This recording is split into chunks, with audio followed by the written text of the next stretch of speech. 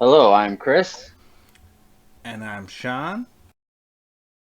and this is Monsters and Mythos, a podcast where we take a look at the races and monsters of D&D and compare them to their folklore and mythological counterparts in our real world. Today, we will be looking at harpies. Now, Sean, would you agree that harpies are easily top 10, if not top 5, monsters that a DM would reach for if he has to throw a quick fight at his players? Absolutely. The typically chaotic evil, always some kind of monstrosity harpy. An iconic enemy in many tabletop games and Dungeons and Dragons. It's there's no exception to it. These sing-songy aerial women of death have gotten a nice makeover through the ages, and also, well, typically an enemy of adventurers realm to realm. Not always. We'll talk about that here in a bit. Good. And personally, I'm excited for the third act because I definitely have some ideas about harpies that would just be wonderful ways to throw them at your players. So let's get started with the D&D background. Okay, so while there are a few subtle changes to the harpy and its lore in the many realms and editions of Dungeons and Dragons, a lot has also stayed the same. So, getting right in. In older editions, the harpy is sometimes described as being a being that has the face of an older woman, but the lower body is not only accompanied by massive wings, but looks to be very reptilian in nature. However, it's kind of directly contrast to the more modern editions that describe the harpy as a sort of cursed mixture of a vulture and an elven maiden. From some skelly reptile grandma to a dark vulture maiden hybrid, an interesting turn in appearance over the years for sure. Their evil ways and tactics of terrorizing adventurers seems to stay somewhat consistent, however. The harpy's musical voice has a bite of hypnotic charm to it that, if one is not careful, may lead one off a cliff and onto the harpy's dinner table. You following along? You got anything to add? Not currently, it sounds good. Although the idea of an old hag harpy kind of reminds me of a hag raven from Skyrim. It does. That's almost like pretty close to the drawing in the like older edition monster manuals. um, so um, so what is it about harpies that make them such great bad guys that they often find themselves, find their ways into encounters throughout the realms? Long story short, the diversity of the ways you can apply this particular creature to make a bad situation worse is astounding. So also their typically evil and unsettling demeanor makes sympathy kind of hard. It's not, it's you don't really stop and question them. It's usually like combat and go. As flying creatures and opportunists, they're a common encounter amongst the rigid and rocky mountain areas of the realms, possibly turning a casual travel into chaos and death. They aren't directly so strong that they outright murder lower level PCs, but they are versatile enough to present a potentially lethal challenge in a multitude of ways. Aside from being murderous meat eaters, they also have been known to kind of like play with their food, almost allowing redemption should a party actually fall prey to them. They are often drafted into aerial encounters as well, for obvious reasons. They fly. Should players be flying somehow as they traverse the realms, They're also good for lower level encounters due to their singy songy hypnotic powers, presenting a difficult but not overwhelming challenge of preventing the party from willingly placing themselves in danger. Um, their choice of weapons and way of nesting also adds to the hard to have sympathy for aspect and makes them easy to fear and or hate. The Bone Club is the classic tabletop RPG weapon of choice for the Harpy, usually a fresh and hefty leg bone of a recent humanoid victim, whether the party encounters the nest of the Harpy before or after encountering the Harpy themselves, aside from maybe a trinket or treasure, it also adds to their dislikability, to quote the 5e Monster Manual, when no valuable objects can be found, a Harpy takes hair, bones, or body parts to line its nest with. So it's likely a foul experience altogether. Thoughts? Well, I mean, I know the harpy is evil, but at least it knows how to use all the part of its victim. Doesn't leave it to rot, uses it for a nest. That's admirable. Resourceful evil. Some would argue even worse kind.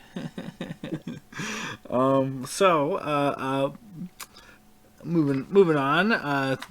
While most of D&D puts kind of an evil and savage spin on the Harpy, not always. While rare and possibly much more terrifying, we found a couple of stat blocks in the older editions of the Harpy Archer, leaving behind the ways of her people to venture forth and hone her skills.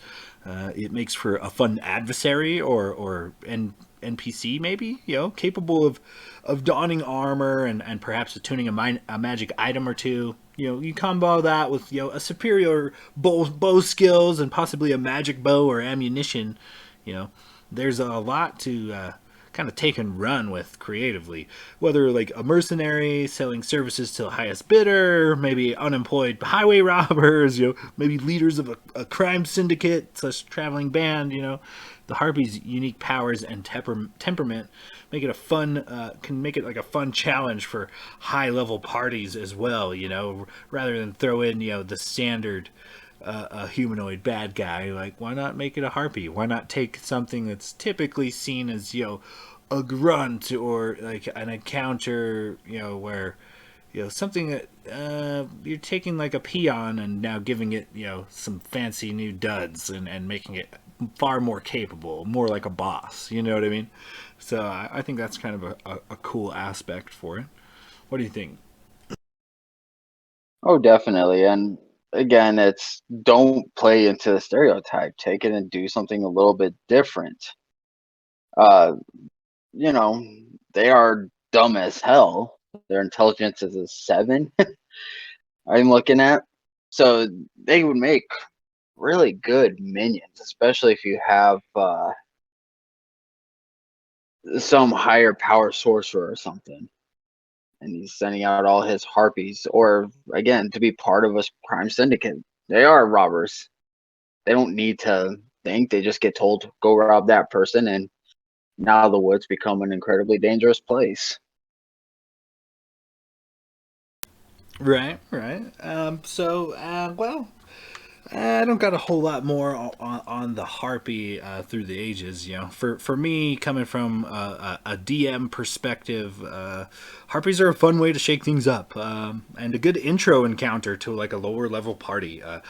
Give the party a flying enemy instead of a standing one is a fun, and it's fun and kind of different. Having them come up with creative ways to perhaps stop their allies from placing themselves in harm's way within the mechanics of the game due to the Harpy's powers is also kind of fun and a different challenge than the outright grind of combat.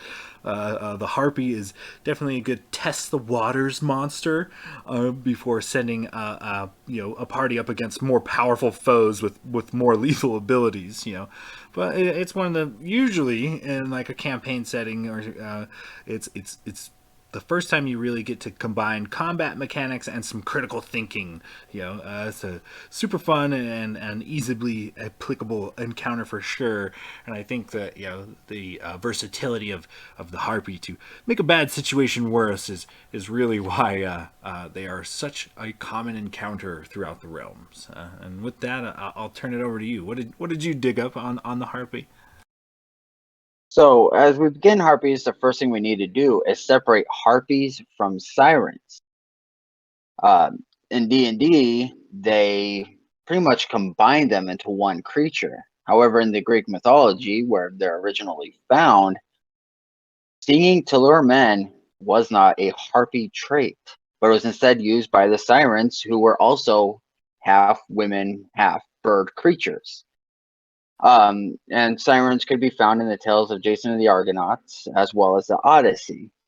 In the tale with Jason, the Argonauts brought along Orpheus, who could sing and play so beautifully and loudly that he drowned out the sound of the sirens.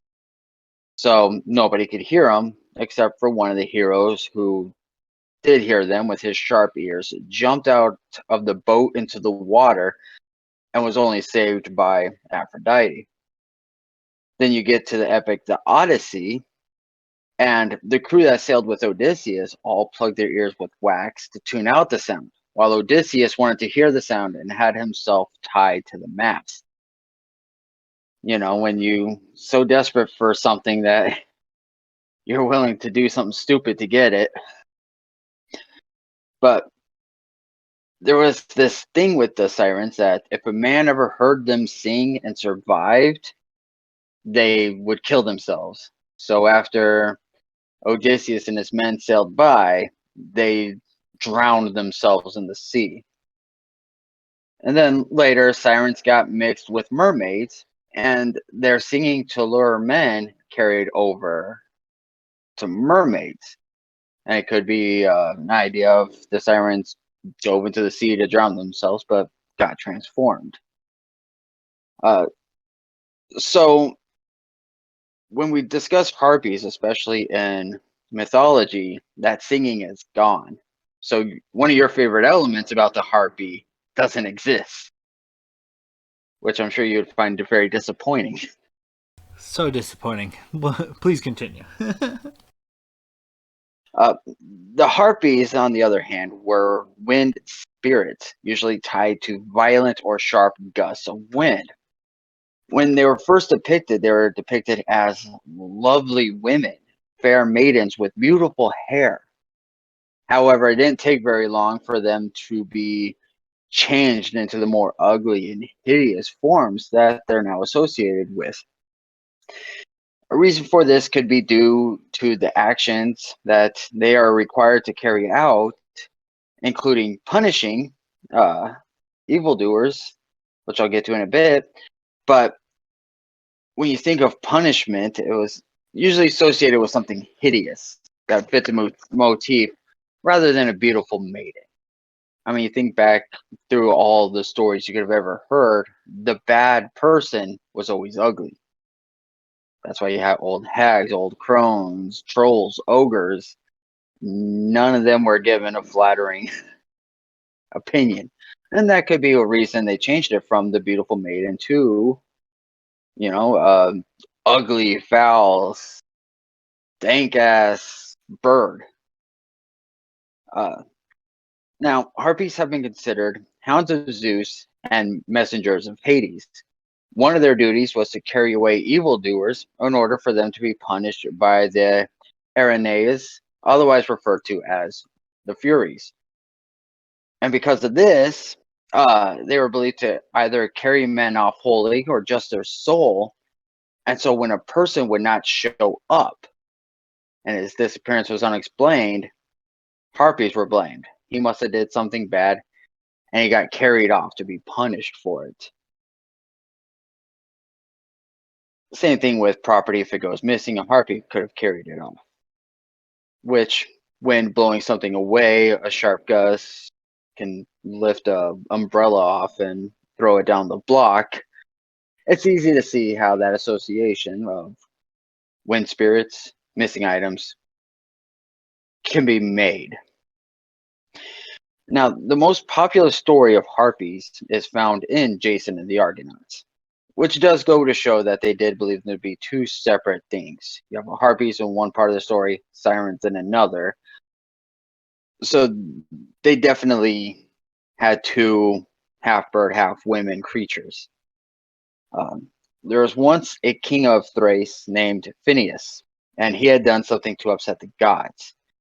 Now, while there are different accounts as to what he did, the more common story element is that he was gifted with sight or prophecy, and instead of keeping his visions vague, as Apollo and the others wanted, and while the oracles, such as the one at Delphi, were vague with their answers, Phineas instead was specific about events that would occur in the future and was telling man too much. The second popular story is that he was just a total dick to his children. Didn't get into specifics, just he ill-treated them. So I guess on Halloween he ate all the good chocolate bars and left them with the penny store candies. Like a true dick dad does every time. Absolutely. But either way, his punishment was eternal hunger. Eternal hunger. He was set on an island with a table that would fill with a feast every day. Just ham, turkeys, potatoes, vegetables, rolls. But before he could even take a bite, the harpies would swoop in and steal all of his food. And the scraps that got left behind were now covered in droppings and harpy feathers and vile spit that it was so disgusting and foul that Phineas could not even attempt to eat it. And this continued until the ship, the Argo, came ashore. On this ship, there was two brothers, the Bordeas, uh, that were said to be sons of the North Wind. And it was destined for them to kill these harpies or be killed by them. And so they fought off the harpies and chased them back to their home, possibly in Crete or I think it's called the Stophrades Islands. And they were either all killed, mostly killed with a few left alone to live, or the goddess Isis showed up and told the Argonauts to halt their attack and leave the harpies alone.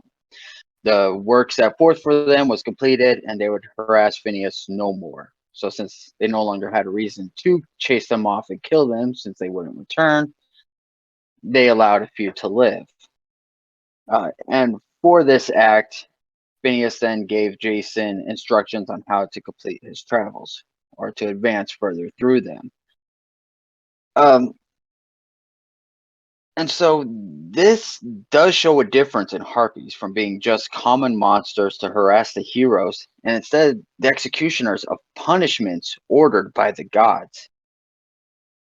The Greeks are not the only ones to have half human, half bird creatures, and they are not all violent monsters. And Buddhism, there is the Kinara. Their bottom half is taken from a swan. The Kinari are male, the Kinara are female, and they are associated with music and love. So they would definitely have a more peaceful and happy tone to them. And they are more likely to play instruments and dance than they are to attack anyone.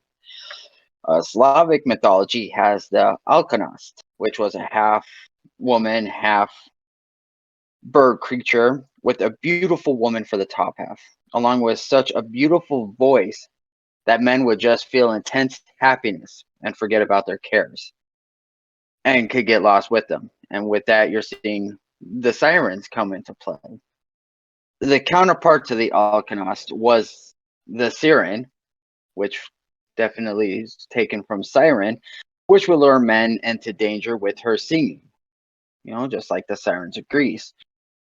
So you got two opposite ends of the coin. One that can make you happy and you'll care a little less, but you're safe. And the other one who does the exact same thing, but uses that talent for mischief.